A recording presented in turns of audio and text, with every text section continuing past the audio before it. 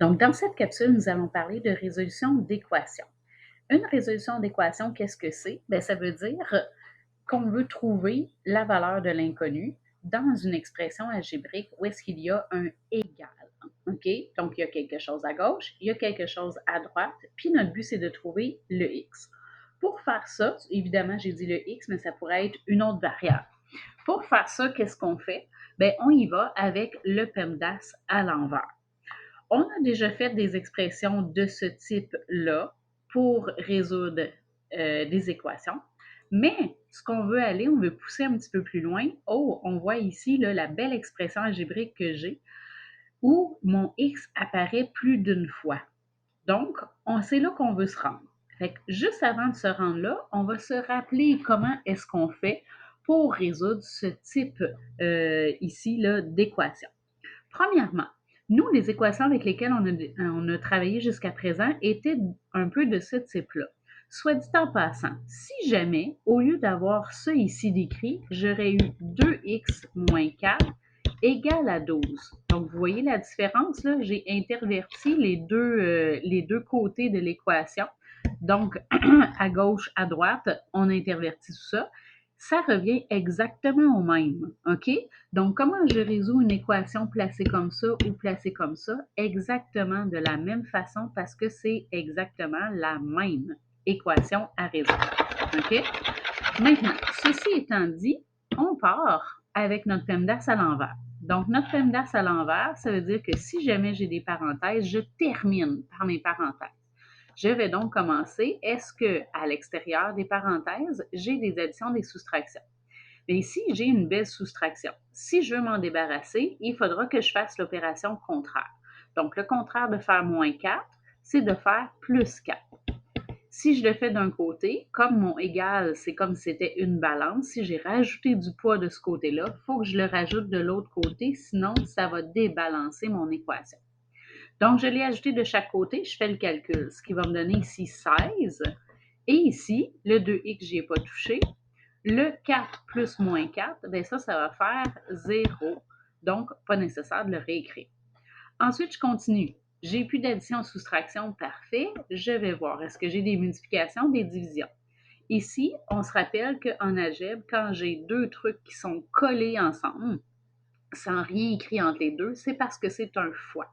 Donc, si c'est une multiplication, 1 fois 2, je veux éliminer 1 fois 2, donc je vais diviser par 2. Encore une fois, si je le fais d'un côté, je le fais également de l'autre côté. Ce qui va me faire finalement 8. Et ici, 2 divisé par 2, bien, ça fait 1x. Donc, on pourrait l'écrire simplement de cette façon-là. Donc, mon x ici, il vaut 8. Et je peux toujours le vérifier en le remettant dans mon expression de départ. Si je calcule 2 fois 8 moins 4, est-ce que j'obtiens bel et bien 12? Dans ce cas-ci, oui. Donc, je ne me suis pas trompée dans mon expression. Maintenant, on va appliquer exactement le même principe à mon équation beaucoup plus complexe ici. Ici, par contre, avant de commencer avec le PEMDAS à l'envers, qu'est-ce qu'il va falloir faire? Il va falloir simplifier le côté gauche, OK? Parce que ici, dans mon côté gauche, on voit j'ai du X qui apparaît à plusieurs endroits. J'en ai ici, ici, ici, OK? Donc, ce que je veux faire, ce que je veux faire ici, ça va être de venir simplifier mon côté gauche de manière à ce que mon X apparaisse seulement une fois. Pourquoi je veux faire ça?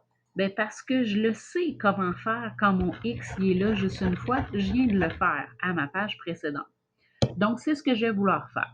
Fait que dans une résolution d'équation, quand il y a quelque chose de complexe, avec des parenthèses, avec des divisés, avec des fois, avec le x qui revient à plusieurs places, ce que je fais en premier, je simplifie l'expression le plus possible.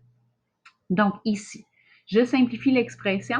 Fait que là, je regarde, j'ai une parenthèse ici. Est-ce que je peux faire quelque chose à l'intérieur de cette parenthèse-là? Non. OK.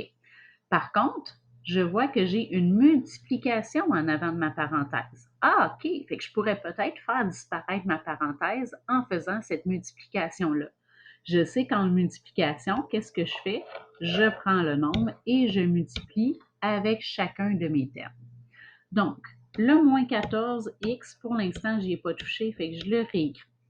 Maintenant, je vais faire mon 2 positif, je multiplie avec le 3x. En multiplication, on se souvient, on multiplie nos chiffres ensemble. Ce qui va faire ici 6 positif, fait que je vais marquer un plus, 6x. Ensuite, je continue. 2 fois 5 positif, ça va me faire 10 positif, donc je vais écrire plus 10. Ensuite, je continue avec le restant.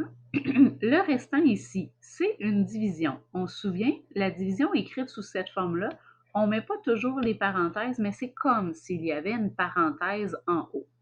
Donc ici, je regarde. Est-ce qu'à l'intérieur de ma parenthèse, je peux simplifier quelque chose? Malheureusement, non.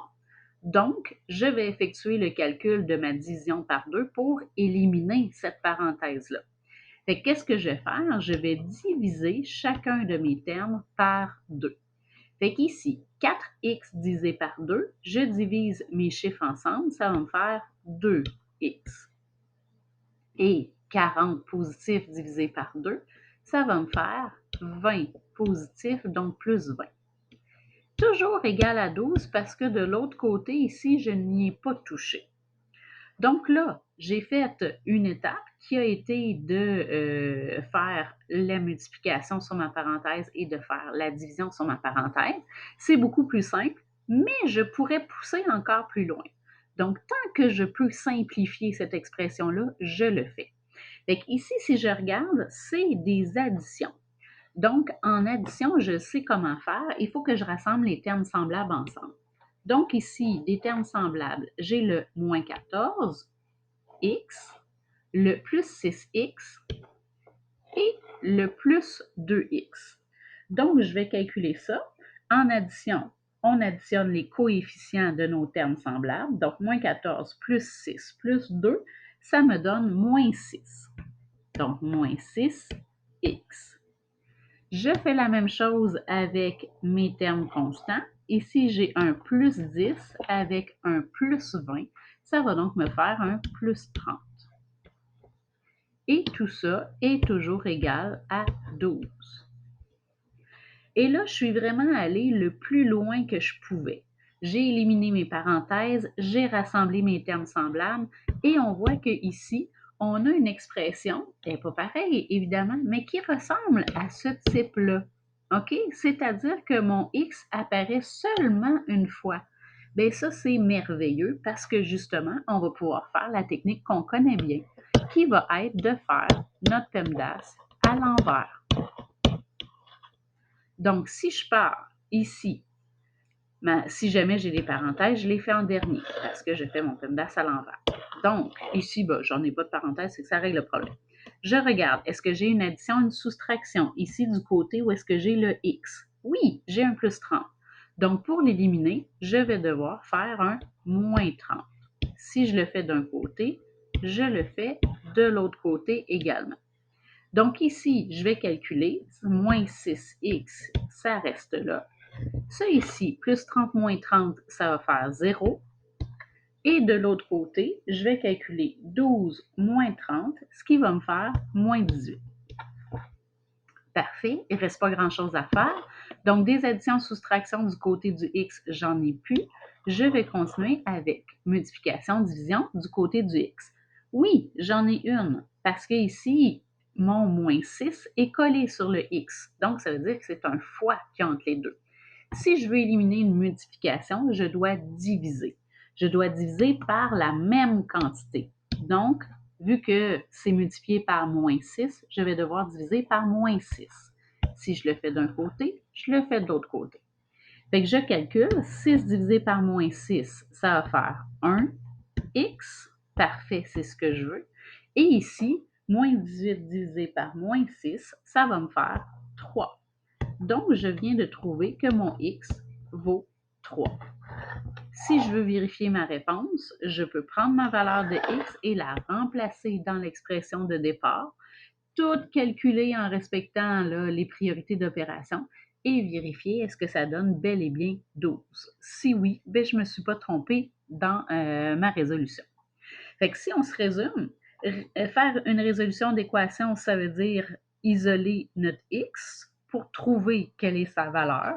Par contre, si l'expression est compliquée et qu'on prend des parenthèses et le x plusieurs fois d'affilée, qu'est-ce que je fais au début? Je simplifie. OK? Donc, j'élimine mes parenthèses, je rassemble les termes semblables pour que ce soit le plus simple possible. Lorsque c'est le plus simple possible, là, on y va avec le PEMDAS à l'envers.